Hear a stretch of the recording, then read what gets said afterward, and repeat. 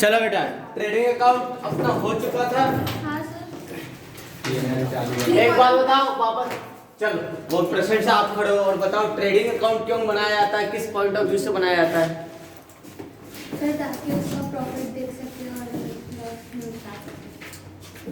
कौन बता सकता है ट्रेडिंग अकाउंट क्यों?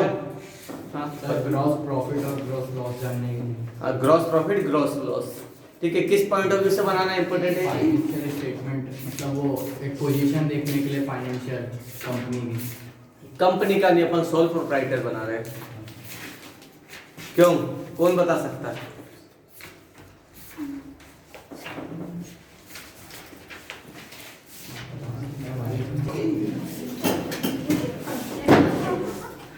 ट्रेडिंग अकाउंट बनाते हैं हम किसी प्रोडक्ट की मैन्युफैक्चरिंग कॉस्ट जानने के लिए कि सर कोई सा प्रोडक्ट मार्केट में हमें लाने की उसकी रेडी पोजीशन, सेल्स पोजीशन से लाने तक में उससे क्या पैसा, क्या खर्च लगा है।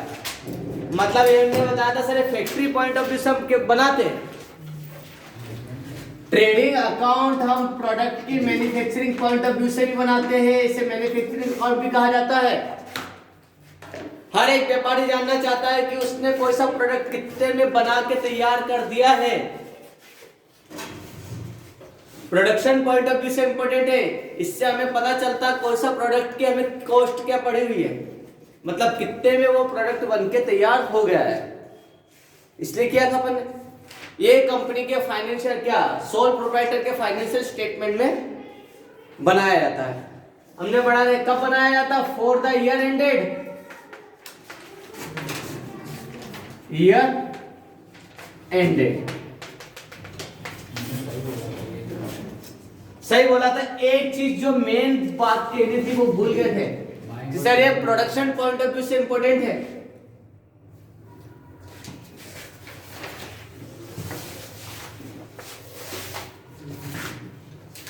इस अकाउंट में मेनली हम कौन से एक्सपेंसेस को रिकॉर्ड करते हैं? डायरेक्ट एक्सपेंसेस को। डायरेक्ट एक्सपेंसेस मतलब क्या सर? ऐसे खर्चे जो किसी प्रोडक्ट को बनाने में, मैन्युफैक्चरिंग करने में, किसी प्रोडक्ट पे डायरेक्टली चार्ज किए गए, जैसे वेजेस है, ऑक्ट्रा है, royalty, manufacturing expenses, gas, water, ये सब करे थे अपन ने।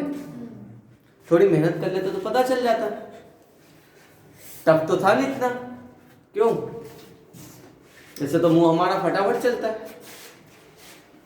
प्रोडक्शन पॉइंट ऑफ व्यू से इंपॉर्टेंट है, तो ये तो बताना था। ट्रेडिंग अकाउंट आ जाएगा, डिफाइन ट्रेडिंग अकाउंट। क्या बताओगे फिर?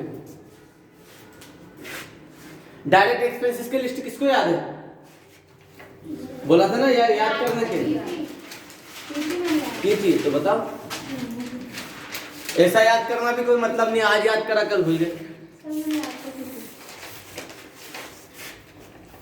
ये तो पता है डायरेक्ट एक्सपेंसेस क्या होते हैं और कहाँ पे चार्ज होते हैं, बस यही है। फॉर्मेट किसको याद है ट्रेडिंग अकाउंट का? हाँ बता। Opening stock to opening stock, ऐसा स्टॉक जो लास्ट ईयर हमारे पास पड़ा था, इस साल का ओपनिंग स्टॉक है। फिर टू परचेस, इसमें से कोई परचेस रिटर्न होगी तो उसको माइनस कर देंगे।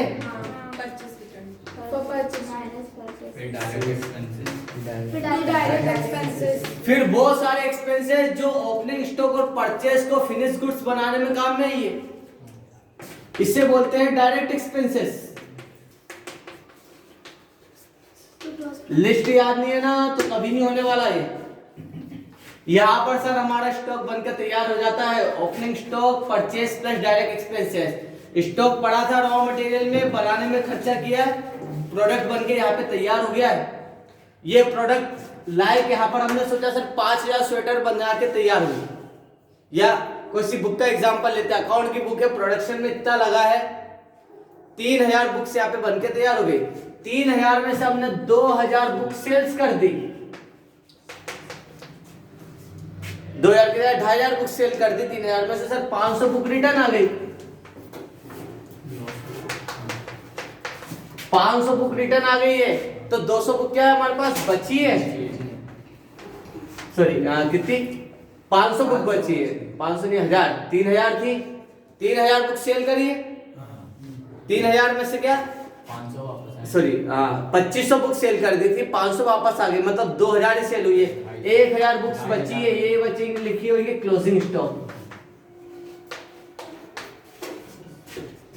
देखेंगे सर टोटल करेंगे, कहाँ का टोटल ज्यादा है। अगर इनकम का टोटल ज्यादा है, एक्सपेंस का कम है, डिफरेंस अमाउंट यहाँ पर आएगा। इसे क्या लिखेंगे, टू ग्रॉस प्रॉफिट।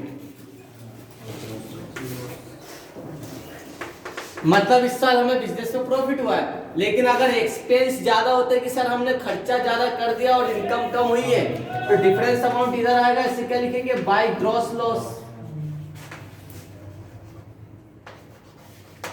ये था, प्रैक्टिस तो कर लेते एक बार। डायरेक्ट एक्सपेंसेस की लिस्ट याद कर लेना, नहीं तो होना नहीं है ये पक्के में। बैठो। रहेगी यार, है ना। इधर से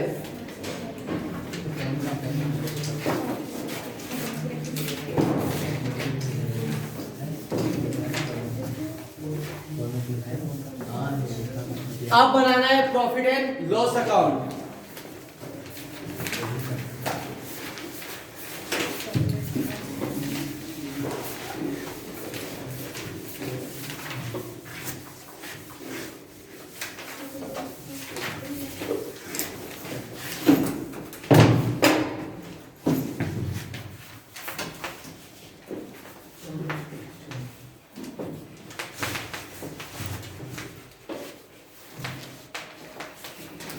ये बनता बेटा फॉर द ईयर एंडेड, सभी ईयर एंडेड क्यों बनेंगे।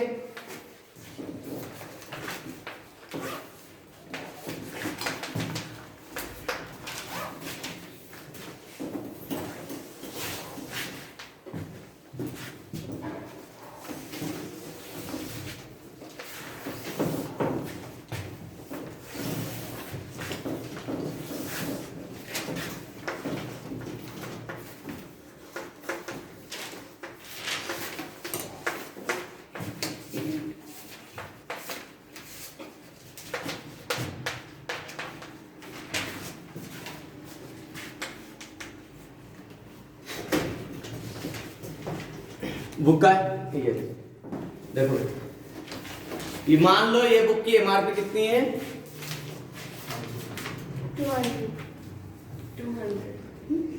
340। 340 रुपए की बुक अगर मैंने 140 में बनाई है, देखो कोई सी बुक 340 में मैंने सेल करी थी, उसको प्रोडक्शन में मतलब उसकी कॉस्ट कितने की पड़ी है, 140 की, तो मैं ये बोलूंगा 200 रुपये प्रॉफिट हुआ। इसे घर ले जाओ, नहीं इसको माइनस करना पड़ेगा बेटा। ये मेरा कौन सा प्रॉफिट है, ग्रॉस प्रॉफिट है, नेट प्रॉफिट कैलकुलेट है ना बेटा। तो ये 140 पे तो बुक बनी, बुक कहाँ पर बनी होगी, कारखाने में। कारखाने में बनी, फैक्ट्री में बनी, तो क्या फैक्ट्री से खरीदी आपने बुकें कि शॉप से खरीदी, खरीदी ना शॉप से। तो शॉप तक आई कैसे होगी, चल के, नहीं फिर गाड़ी से नहीं, वो ट्रांसपोर्ट हाँ, वाला लेके आया होगा। वहां से लेके आए, ट्रांसपोर्ट वाले का खर्चा नहीं लगा होगा, पेट्रोल डीजल्स नहीं लगा होगा, बीच के क्लियरिंग चार्जेस नहीं लगे होंगे, फिर जिस दुकान पे बिक रही है उस दुकान का किराया नहीं लगा होगा, उसका लाइट का बिल नहीं आ रहा होगा, टेलीफोन का बिल, उसका वाटर का एक्सपेंसेस, प्रिंटिंग, एडवर्टाइजमेंट करता होगा, सेलिंग डिस्ट्रीब्यूशन करता होगा, कितने सारे खर्चे। तो वो खर्चे जो किसी प्रोडक्ट को बनाने से रिलेटेड होते हैं उसको तो हमने ट्रेडिंग अकाउंट में रिकॉर्ड कर दिया, और एक बुक बन के जैसे तैयार हुई और उसको हमने रखा, यही गोदाम यहाँ पे बुक बन गई, तैयार हो गई और ये रखा, बस। अब इसके बाद इसके ऊपर कोई सा भी खर्चा होगा वो इनडायरेक्ट एक्सपेंसेस होगा, क्योंकि अब जो खर्चे हैं वो किससे रिलेटेड है, इसको बेचने से रिलेटेड है ना। तो वो खर्च, उनके लिए हम क्या निकालते हैं, प्रॉफिट एंड लॉस अकाउंट, है ना। आफ्टर मैन्युफैक्चरिंग के या ट्रेडिंग अकाउंट प्रिपेयर करने के बाद इंपॉर्टेंट रहता है कि नेट प्रॉफिट निकाला जा सके, कि फाइनली अब बिजनेस को कितना प्रॉफिट हुआ, इस प्रॉफिट को आप घर ले जा सकते हो।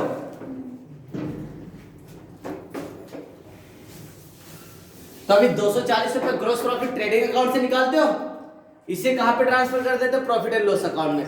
वहां पे क्रेडिट में तो यहाँ पे किस में जाएगा? सॉरी डेबिट में था, यहाँ पे क्रेडिट में जाएगा। यहाँ पे लिखेंगे हम by gross profit. Gross profit. उल्टा क्या अकाउंट का रूल है सर, जो एक में डेबिट है वो दूसरे में क्रेडिट होता है। हमने सभी अकाउंट में करा है। तो यहाँ पर ये कहाँ से आया है? ट्रेडिंग अकाउंट से लिया पर नहीं है।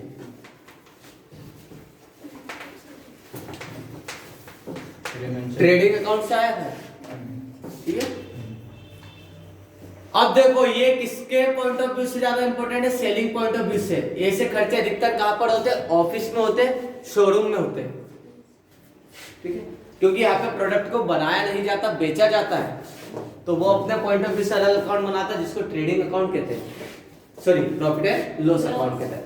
इसमें कौन से खर्चों को रिकॉर्ड किया जाता है? Indirect expenses. सर ऐसे खर्चे जो किसी प्रोडक्ट को बनाने से रिलेटेड नहीं, इसको बेचने से रिलेटेड है, या जो उस पर डायरेक्टली ना चार्ज किया करके इनडायरेक्टली उसके ऊपर चार्ज किया जाता है, ऐसे खर्चे बिजनेस का रूटीन या ऑपरेटिंग एक्सपेंसेस होते हैं। कौन कौन से खर्चे हैं? चलो देखते हैं। ये तो बहुत सारे। सबसे पहले ये तो बनकर तैयार हो गया। अब मैंने बोला भैया इसको बेचना है, ये रखी 5000 बुक, इसको उठा के ट्रक में भरो। तो लोग अब आए, लेबर आए, उठाया, ट्रक में भरते गए, ट्रक भरा, उन्होंने उनकी लेबर दी हमने, ठीक है। ये सारा ये क्या? Carriage outward. इनवर्ड आता तो डायरेक्ट एक्सपेंसेस में, आउटवर्ड क्योंकि अब इसको बनकर तैयार हो गया, वो इसको बाहर भेज रहे हैं, तो आउटवर्ड। तो इसमें हम बोल सकते हैं सर कैरेज आउटवर्ड। कौन सा एक्सपेंस होगा? इनडायरेक्ट एक्सपेंसेस होगा। सैलरीज, फैक्ट्री में क्या दिया हमने? वेजेस।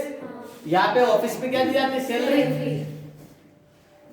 फ्यूचर में आप किसी कंपनी में ऑफिस में काम करोगे तो आपको मजदूरी मिलेगी, सैलरी मिलेगी, सैलरी, ठीक है। और क्या मिलेगा? कमीशन। बहुत बड़ी लिस्ट है। कमीशन के बाद हमारा रेंट ऑफिस का, ऑफिस या शॉप भी किराए पे थी, शॉप रेंट या ऑफिस रेंट। इंश्योरेंस करवाया, ये भी इनडायरेक्ट है। क्यों करवाते इंश्योरेंस? सर कोई ट्रक में आग लग गई तो, बुक चोरी हो गई तो इतना नुकसान कौन देगा? कौन भरेगा? इंश्योरेंस कंपनियां। तो माल के प्रोटेक्शन के लिए, ताकि फ्यूचर में हमें क्या अप्राकृतिक आपदाओं का सामना ना करना पड़े, तो इसके लिए हम इंश्योरेंस करवाते, खर्चा है। लिस्ट लिखो पहले इनडायरेक्ट की, फिर फॉर्मेट बनाना। हाँ, जैसे ये आपने सैलरी लिखा है, अगर क्वेश्चन में सैलरी और वेजेस दोनों साथ, वेजेस एंड सैलरी आया तो ट्रेडिंग अकाउंट में, और सैलरी और वेजेस आया तो प्रॉफिट एंड लॉस अकाउंट में। पहले क्या आया वो इंपॉर्टेंट है, सैलरी और वेजेस आया तो प्रॉफिट एंड लॉस में, और पहले वेजेस और सैलरी आया तो ट्रेडिंग अकाउंट में।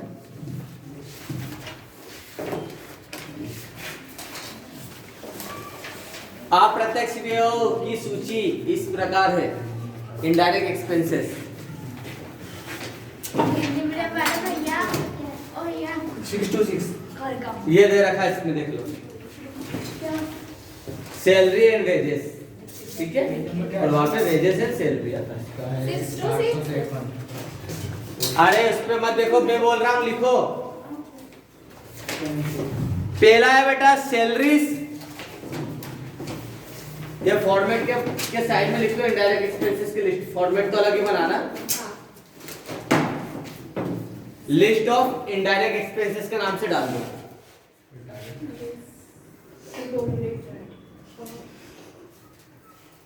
आगे सर सैलरी, फिर सेकेंड नंबर पे salaries and wages, salaries and wages, मतलब ये सैलरी है लेकिन इसके बाद वेजेस भी आ गया। तो ध्यान रखना बेटा, पहले क्या लिखा? सैलरीज, और सैलरीज किस में आता है? प्रॉफिट एंड लॉस अकाउंट में, तो उसको भी अपन इसी में लेंगे। और ओनली वेजेस आ गया, या वेजेस एंड सैलरी आ गया, पहले क्या आया? वेजेस, तो ट्रेडिंग अकाउंट में, और salaries profit and loss account में। फिर rent rates and taxes. Rent क्या जैसा रेट्स लगा हुआ है,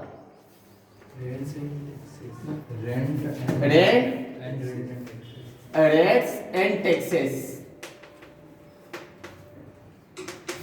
क्लियर? इसके बाद इंश्योरेंस, बीमा। अपना मत लिख देना, इंश्योरेंस पर्सनल लिख देते बहुत सारे बिजनेसमैन, LIC करवाए वो भी बता देते थे। LIC लाइफ इंश्योरेंस है आपका, हमें स्टॉक का इंश्योरेंस चाहिए। फिर प्रिंटिंग एंड स्टेशनरी का खर्चा होता है ऑफिस में, रेट्स और टैक्स के बाद लिख दिया ना, रेंट, रेट्स एंड टैक्सेस। हाँ। बस फिर मैंने बोला प्रिंटिंग एंड स्टेशनरी। इंश्योरेंस बोला उसके बाद। अच्छा, इंश्योरेंस भी लिखा आपने? Insurance, printing and stationery. लगता नहीं ऑफिस में प्रिंटिंग एंड स्टेशनरी? लगता है ना, कहाँ लगता है? जैसे कुछ प्रिंट करने के लिए डॉक्यूमेंट्स आते हैं, फाइल्स आती है। कंप्यूटर रखा सर प्रिंट आउट बिल के लिए, बहुत सारे पेजेस लगा रखे प्रिंटिंग के। स्टेशनरी पेज चाहिए सर हमें ऑफिस के लिए, फाइल और बहुत सारे रखी। बुक कीपिंग कहाँ से करोगे इतने? कैलकुलेटर चाहिए हिसाब किताब जोड़ने के लिए, पेन पेंसिल्स चाहिए। तो ये क्या, प्रिंटिंग एंड स्टेशनरी का खर्चा लगता रहता है। फिर टेलीफोन चार्जेस, ऑफिस में टेलीफोन है, टेलीफोन का बिल आएगा, तो टेलीफोन चार्जेस। इनडायरेक्ट एक्सपेंसेस बनाने से रिलेटेड तो नहीं। पोस्टेज एक्सपेंसेस, पोस्टेज क्या होता है? पोस्टेज एक्सपेंसेस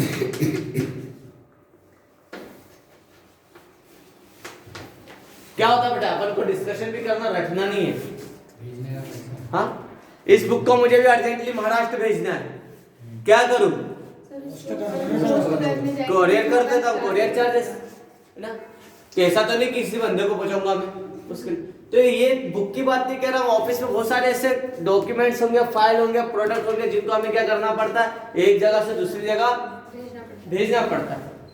चलो किसी ने बोल दिया, महाराष्ट्र के डीलर ने या MP के किसी को दूसरे सिटी के डीलर ने, कि हमें आपकी बुक चाहिए, तो हमने फ्री सैंपल पूछे उसको, तो किससे पूछे? पोस्ट से। अब जरूरी है सर वो सैंपल देखेगा तभी तो ऑर्डर देगा हमें। तो पोस्टेज एक्सपेंसेस और क्या, लीगल चार्जेस, कानूनी व्यय,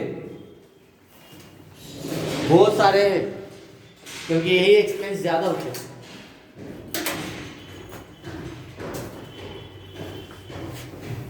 कौन से होंगे लीगल चार्जेस? कॉन्ट्रैक्ट करवाया, डील करिए, रहते ना लीगल चार्जेस इसमें। फिर बेटा रिपेयर एंड मेंटेनेंस,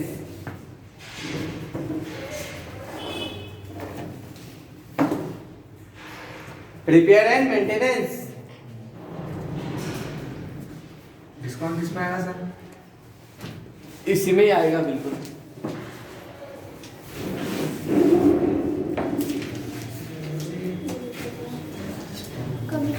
फिर मेंटेनेंस, टूट फूट होती रहती है ऑफिस में, कंप्यूटर खराब बार बार होता, सबसे बड़ी समस्या रहती है ऑफिस में ना। तो कंप्यूटर को रिपेयर करवाना, उसको मेंटेनेंस करवाना, कोई छोटी मोटी टूट फूट हुई इसके रिपेयर मेंटेनेंस जरूरी खर्चा है। डायरेक्टर की फीस, ऑडिटर्स की फीस, अगर कंपनी है या डायरेक्टर से उसकी फीस देना पड़ेगा। ऑडिटर से CA है, अकाउंट्स को ऑडिट करता, उसकी फीस लिखो। सर रिपेयर मेंटेनेंस के बाद इतनी पीछे क्यों चलते हो? डायरेक्टर एंड ऑडिटर फीस,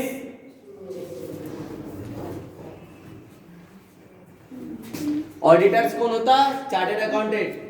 वैसे भी ऑडिटर्स दो तरीके से होते हैं, इंटरनल ऑडिट, एक्सटर्नल ऑडिट होता है। फिर बेटा जनरल एक्सपेंसेस, उसमें क्या था? ट्रेडिंग में जनरल है, वो कोई से और छोटे मोटे खर्चे हो गए, सामान्य एक्सपेंसेस। जनरल एक्सपेंसेस बेटा कोई से और ऐसे खर्चे जो बिजनेस पॉइंट ऑफ व्यू से जरूरी थे, आपने कर दिए। चाय पानी का, नाश्ते का, बहुत जरूरी है। अपने देश में चाय का नहीं पूछो तो बुरा मान जाते हैं, है ना। कोई डीलर आया आपसे डील करने, आपने बोला हाँ चलो काम की बात करो, पानी भी नहीं पूछा, चाय भी नहीं पूछा, डील कैंसिल। ऐसे तो इनको रिफ्रेशमेंट एक्सपेंसेस के नाम से जाना जाता है ना, रिफ्रेशमेंट, लिखिए वो भी रिफ्रेश। वो अलग से लिख लो, रिफ्रेशमेंट एक्सपेंसेस जरूरी है। अब देखो एक ही स्टाफ है, सुबह से लेकर 9 बजे से लेकर रात को 6-7 बजे तक काम कर रहा, रोज बिठा रखा उसको, उसका माइंड भी थोड़ा कचरा हो जाता है एक ही दिन में रोज रोज एक ही चेहरा देख के एक ही जैसा काम करते हुए। तो मुझे पता अगर मेरे एम्प्लॉय से उनको रिफ्रेश करना है तो आज उनको कुछ पार्टी दे दी, ऑफिस में दी जाती है आपको, मूवी दिखाने ले गए, किसी पिकनिक ट्रिप पे ले गए, थोड़ा माइंड फ्रेश हो गया, अगले दिन फिर एनर्जी के साथ काम करने लग जाते हैं। इसे बोलते हैं रिफ्रेशमेंट एक्सपेंसेस। सरकार ने बोला चलो हम इसे भी वैलिड मानते हैं, आपने आपके एम्प्लॉयज के वेलफेयर में खर्च करा और आप इसे प्रॉफिट एंड लॉस में बताओ, ये हमारे लिए भी फायदा। हम जितना ज्यादा खर्च बताएंगे उतना कम प्रॉफिट बताएंगे हम, और जितना कम प्रॉफिट है उतना कम टैक्स देंगे गवर्नमेंट को, समझ लो। तो इसलिए खर्चा बताया जाता है, और ज्यादा बताओगे जितना कम खर्चा बताओगे ज्यादा टैक्स देना पड़ेगा। इनकम 5 लाख बताओगे तो उस पर 30% देना पड़ेगा, 5,000 बताओगे तो उस पर 30% देना पड़ेगा। तो फायदा किस सर, खर्चे ज्यादा बता सकते हैं, जो जेन्युइन है वो बताना, जबरदस्ती के मत बताना, फंस जाओगे। फिर प्रोडक्ट को बेचने के लिए हमने क्या करा, एडवर्टाइजमेंट करा, विज्ञापन करा, एडवर्टाइजमेंट। हाँ एडवर्टाइजमेंट एक्सपेंसेस जरूरी है, जब तक दिखेगा नहीं तब तक दिखेगा नहीं। कौन दिखाता है, मीडिया के जरिए भी अपनी कंपनी को बताते हैं ना, क्या मीडिया के जरिए। एड उन कितने आते टीवी पे, मोबाइल पे, इन सब पे एडवर्टाइजमेंट है, तो फ्री का तो कोई काम करता नहीं है। एडवर्टाइजमेंट का सेलिंग एंड डिस्ट्रीब्यूशन के खर्चे, बेचने से संबंधित खर्चे। आपने अपने प्रोडक्ट को क्या करा, एट्रैक्टिव बनाने के लिए उसके ऊपर कुछ अलग से डिजाइन करी, डेकोरेशन करा है, उस पर खर्चा लग गया। बहुत सारे ये नहीं कहते घर को सेवाएं, फ्री होम डिलीवरी या डिलीवरी के चार्जेस, तो डिस्ट्रीब्यूशन के पैसा लगता है, तो वो भी क्या है, खर्चा माना जाएगा। फिर एक बार डिस्ट्रीब्यूशन का सबसे ज्यादा खर्चा कौन देता है, लाइक डोमिनोज, स्विगी, जोमैटो, क्योंकि ये तो घर पे होम डिलीवरी करता है, तो इनके लिए तो डिस्ट्रीब्यूशन एक्सपेंसेस बहुत बड़ा एक्सपेंस है। सेलिंग डिस्ट्रीब्यूशन कर लिया बेटा, selling distribution. Selling and distribution expenses.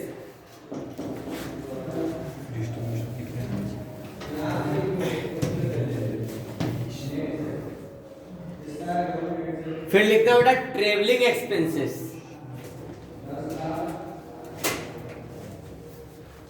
Travelling expenses क्या होगा ये, घर घर जाके बताना है उनका।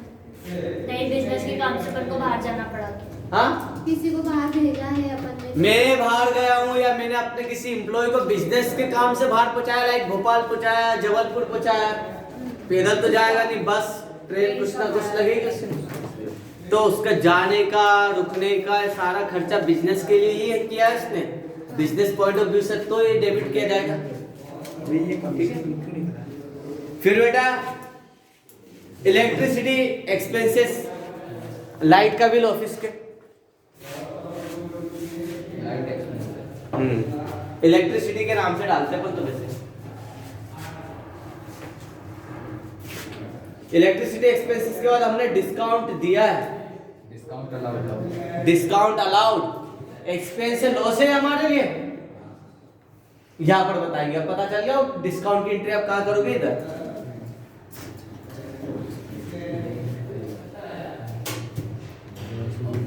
कैरेज आउटवर्ड बता दिया, रेंट दिया है, वो भी हो गया, कमीशन दिया है, कर दिया कमीशन अपन ने, कैरेज आउटवर्ड नहीं लिखा,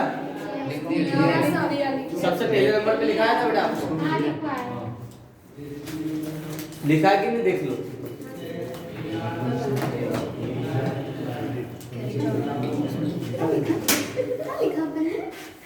लिख लो बेटा कैरेज आउटवर्ड।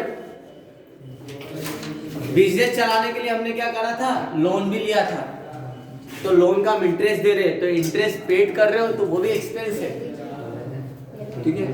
लिख लो इंटरेस्ट पेड, बुक में भरोसे पे मत लेना। इंटरेस्ट पेड करा है, ऑन लोन लिख लो, इंटरेस्ट पेड ऑन लोन। हम लोन लेते उसी पे तो ब्याज देंगे।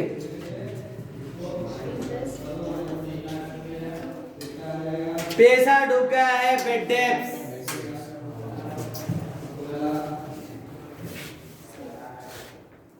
पैसा डूब गया है बेड डेब्ट्स।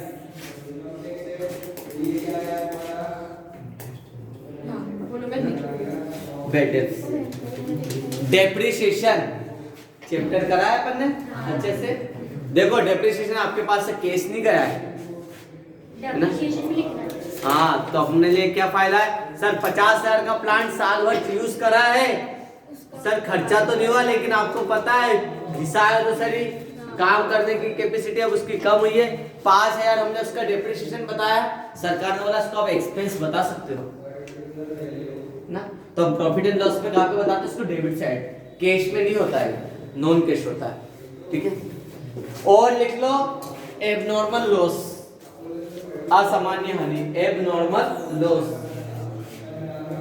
ये क्या होता है सर? क्या होगा एबनॉर्मल लॉस? दो तरह के लॉस होते हैं, एक होता है नॉर्मल लॉस, दूसरा होता है एबनॉर्मल लॉस। सर एबनॉर्मल जो मतलब एक्सीडेंटली हो जाता है, और नॉर्मल मतलब जैसे आग लग गई। डिस्काउंट। अच्छा, आग लग गई नॉर्मली होता रहता है क्या? लड़कियां जो खाना बनाती है वो जला देती होगी किचन ना, नॉर्मली सर हमारे लिए तो होता ही है ऐसा तो। हाँ तो भी जलता है। भारती का जहाज जल रहा है। ठीक है। नवीन पंजाब से बर्फ लाया बेचने के लिए इधर, है ना, खुले में, है ना, एकदम गर्मी में, और यहाँ पे देख रहा और रोने लग गया कि मेरी बर्फ चोरी हो गई। नॉर्मल है ना कि धूप में जाएंगे तो पिघल जाएंगे। अभी ऐसा हो देखो बेटा, है ना, कुछ गुड्स की प्रकृति ऐसी है जिनमें नॉर्मली लॉस होना ही होना है, हम चाहकर भी नहीं रोक सकते, है ना। जैसे चलो पंजाब से कोयला लाया भरी धूप में गर्मी में, वहां पे तुलवाया था तो 5 टन कोयला था, यहाँ पर तुलवाया तो कितना आ रहा, 4.5 टन या 4 टन आ रहा, 4.5 टन, तो 1 टन आधा टन क्या चोरी हो गया क्या? नहीं नहीं, कैसे? तो फिर क्या हुआ? उड़ गया सर। बेटा कोयले का नेचर है, जब वहां से खदानों से निकलता गीला रहता है और गीले में वजन ज्यादा रहता है, लेकिन 2-3 दिन ट्रक से यहाँ पर आया तो सूखने के कारण क्या हो गया, वो हल्का हो गया वजन से। एक्चुअल में चोरी तो नहीं हुआ, लेकिन उसकी प्रकृति ऐसी, कोयले का सूख जाना, तेल का सूख जाना, तेल लाते ड्रम में तो नेचर है कितना भी स्टोर करो वो झूलेगा, थोड़ा बहुत आसपास खेलेगा। शक्कर का बिखर जाना नॉर्मली नेचर है, पेट्रोल का उड़ जाना, केरोसिन का, केरोसिन और पेट्रोल इनका उड़ जाना, जितनी बार भी खेलो क्या खोलोगे ना तो नॉर्मली उसमें से क्या उड़ने वो उड़ जाता है। और क्या कर सकते हैं, शक्कर का बिखर जाना कि भैया एक दाना नहीं गिरना चाहिए, कभी ऐसा नहीं हो सकता, बोरे में आती है, थोड़ा बहुत तो नहीं रहेगा। इसे बोलते हैं नॉर्मल लॉस। नॉर्मल लॉस को कभी रिकॉर्ड नहीं करते हैं, एबनॉर्मल लॉस, है ना। एबनॉर्मल लॉस कैसे? सर वो ट्रक आते ट्रक आ रहा है, पलट गया। शांति से सुन लो, समझ में आएगा, है ना। बेटा आपने क्या करा, एलसीडी मंगवाई है, साइकिल फोन मंगवाई है, ट्रक ड्राइवर ने तेज चलाया तो टूट फूट के कारण एक आधी साइकिल जुड़ गई, एलईडी में एक आधी में स्क्रैच आ गया, है ना। अब ये नहीं बोलोगे सर ये तो नॉर्मल लॉस है, मैं गाड़ी ऐसी चलाता हूँ, टूट फूट हो जाती है। आरती के लिए तो नॉर्मल लॉस है क्योंकि टूट फूट होती रहती है इसकी गाड़ी है। तो बेटा ये नॉर्मल लॉस को नहीं, एबनॉर्मल लॉस को लिखते हैं, है ना, क्योंकि ये मेरे लिए भी है नॉर्मल लॉस, और सामने जो मेरे कॉम्पिट में खड़ा है कॉम्पिटिटर उसके लिए भी होगा ये लॉस ना। अगर केरोसिन मेरे यहाँ पे उड़ेगा तो उसके यहाँ पे भी उड़ेगा, शक्कर मेरे यहाँ पे बिखरेगी उसके यहाँ पे भी बिखरेगी, कोयला मेरे यहाँ पे सूखेगा तो उसके यहाँ पे भी सूखेगा, मतलब एक प्राकृतिक नेचर है, तो दोनों को बराबर होना लॉस, लेकिन एबनॉर्मल लॉस मुझे होना ज्यादा, ठीक है। और अगर ये मेरी गलती से हो तो बताना तो पड़ेगा। तो यहाँ पर इससे आपका प्रॉफिट भी कम होगा।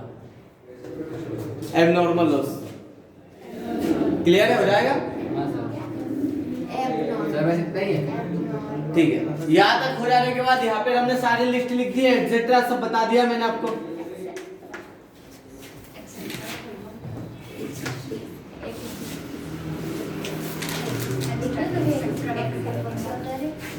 इसके बाद बेटा इस तरफ कोई सी इनडायरेक्ट इनकम होगी तो वो लिख देंगे बाय इनडायरेक्ट इनकम। इसका मतलब सर ऐसी इनकम जो हमारे बिजनेस का पार्ट नहीं है, नॉर्मल बिजनेस का पार्ट नहीं, फिर भी हमें हो रही है।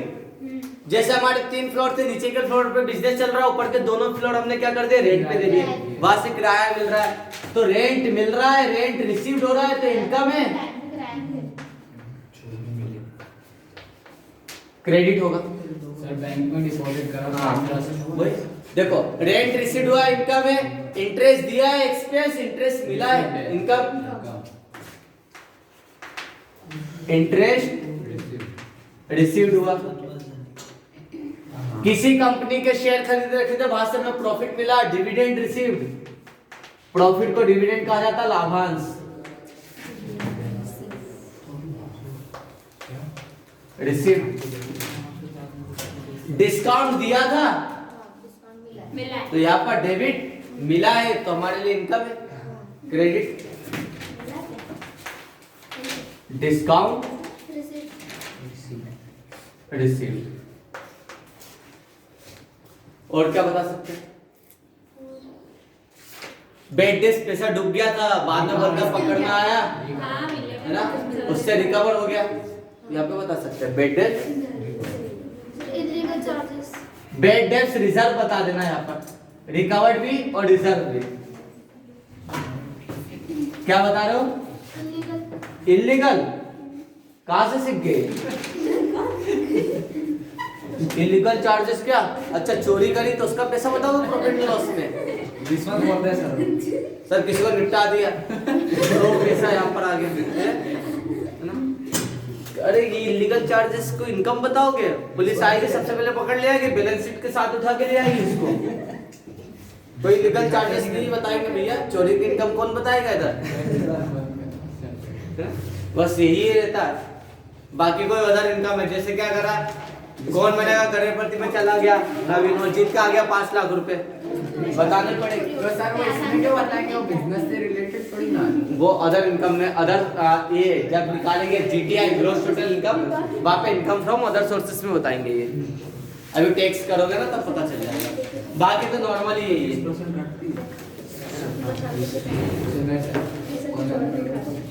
बेटा अब टोटल करेंगे, इधर ध्यान दो। बिजनेस की एक्चुअल सिचुएशन अब आपके सामने कि सर इस साल हमने फाइनल इतना कमाया है ना, और इतना उठाया है, तो कितना कमाया कितना उठाया है। अगर इनकम ज्यादा एक्सपेंस कम है, इसका मतलब प्रॉफिट। सर हमने 2 लाख रुपए कमाया है और 1.5 लाख रुपए उठाया, एक्सपेंस करा, तो 50,000 रुपए आपका क्या है, द डिफरेंस आएगा। इससे बोलेंगे टू नेट प्रॉफिट। सर ऐसा प्रॉफिट जिसे फाइनली हम घर ले जा सकते हैं, बाल बच्चे सब खा सकते हैं उसको, मतलब उससे पैसा ले खा सकते हैं। और अगर एक्सपेंस ज्यादा है नेट लॉस, तो उधर डिफरेंस आएगा कि सर हमने उठा ज्यादा दिया, इनकम कम हुई है, मतलब फाइनली इधर क्या है, नेट लॉस। फिर बेटा यहाँ पे निकालना पड़ेगा बाल बच्चों के अंदर, क्योंकि नुकसान हुआ ना, भरना तो पड़ेगा। नेट लॉस, नेट का मतलब होता शुद्ध, शुद्ध लाभ, शुद्ध हानि। जैसे शुद्ध घी होता ना, डालडा घी और शुद्ध घी में ये अंतर है। ग्रॉस प्रॉफिट डालडा घी है आपका, ये शुद्ध घी है ना, प्योर। जैसे इसमें कि लाभ बढ़ेंगे, इंटरेस्ट ऑन कैपिटल, वो बता देंगे, अभी काम कर रही है। बहुत अटपटी चीज नहीं है। सर एक सेकंड, क्वेश्चन नंबर कौन सा, 4th या 5th है? सर 4th निकाल लो 4th। From the following information prepare करना profit and loss account for the year ended 31 March 2017। 31 March 2017 समाप्त होने वाले वर्ष के लिए लाभ हानि खाता बनाइए।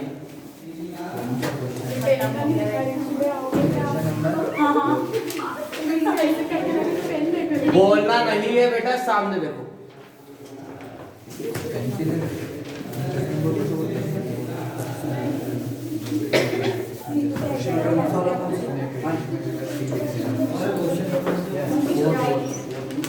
लिस्ट पता आपको, देखो सबसे पहले ग्रॉस प्रॉफिट या ग्रॉस लॉस दिया होगा। ग्रॉस प्रॉफिट दिया है कितना, 1,40,000 रुपए का ग्रॉस प्रॉफिट हुआ था। मतलब सर ऐसा प्रॉफिट है जिसमें से हमने डायरेक्ट एक्सपेंसेस को माइनस कर चुके हैं। 1,40,000 का ग्रॉस प्रॉफिट सबसे नीचे दिया। आप देखते हैं यहाँ पे कौन से एक्सपेंसेस, इनडायरेक्ट एक्सपेंसेस इधर, इनकम इधर। चलो सैलरी एक्सपेंस है डेबिट साइड।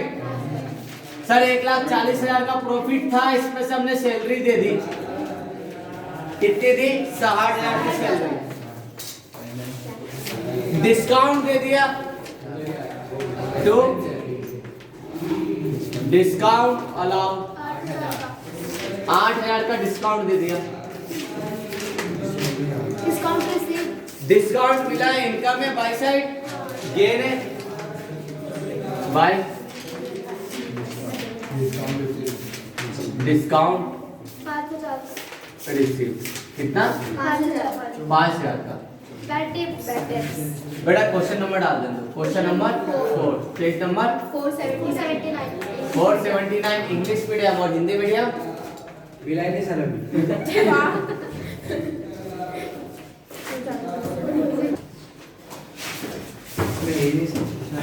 डिस्काउंट मिला है, 5,000 का क्रेडिट। बेड डेस्क पैसा डूब गया है, लॉस है।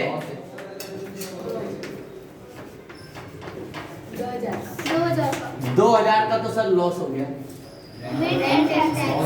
रेंट एंड टैक्स एक्सपेंस है, डेबिट मानेंगे। Rent and taxes 2,500। इंश्योरेंस करवाया, उसकी प्रीमियम दी है, एक्सपेंस है। इंश्योरेंस प्रीमियम 2,000 का। इंटरेस्ट ऑन इन्वेस्टमेंट क्या होगा, इनकम है। मेरा इंटरेस्ट मिला है, हमने कहीं इन्वेस्टमेंट किया था सर, वहां से ब्याज मिला है। बैंक में एफडी करी थी, इंटरेस्ट मिला है बाय इंटरेस्ट ऑन इन्वेस्टमेंट। ये याद रखना हमेशा, 12th में भी इसकी सारी इनकम ही होती है, इंटरेस्ट ऑन इन्वेस्टमेंट। और इन्वेस्टमेंट 1,200 रुपए की।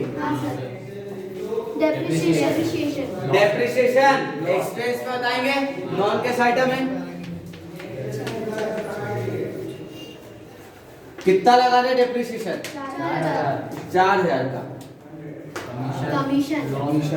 कमीशन कुछ नहीं मानते, एक्सपेंस है। 3,000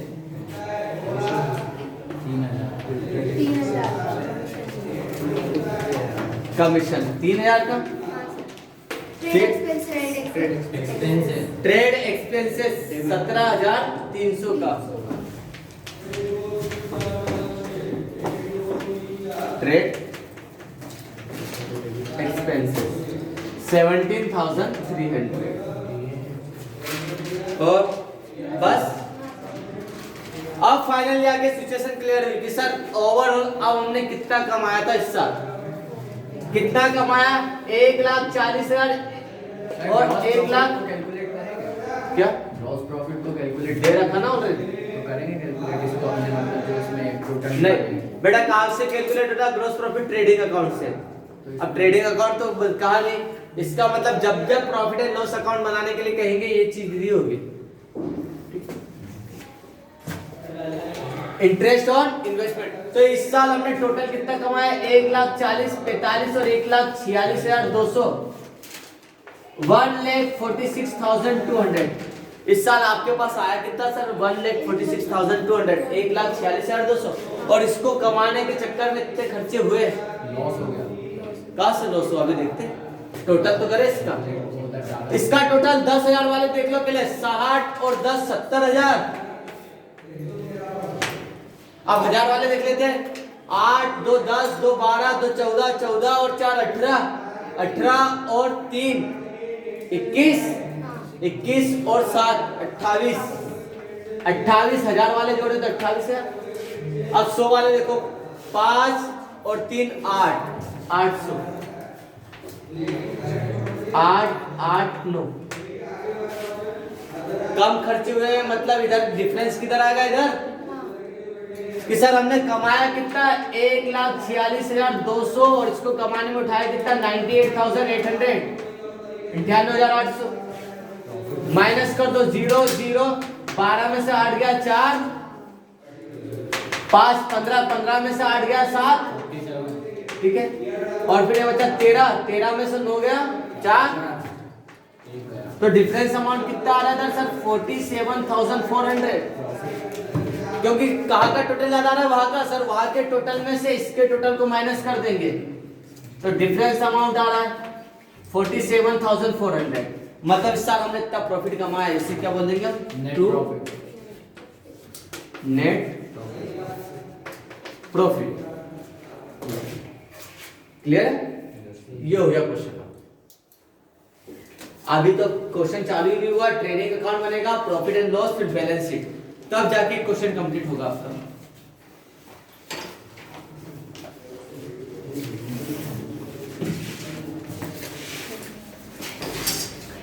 कर दो ना?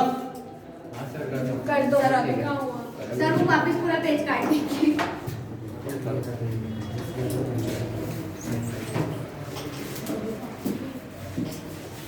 बेटा 5th वाला क्वेश्चन आपको करके लाना, देखते हैं।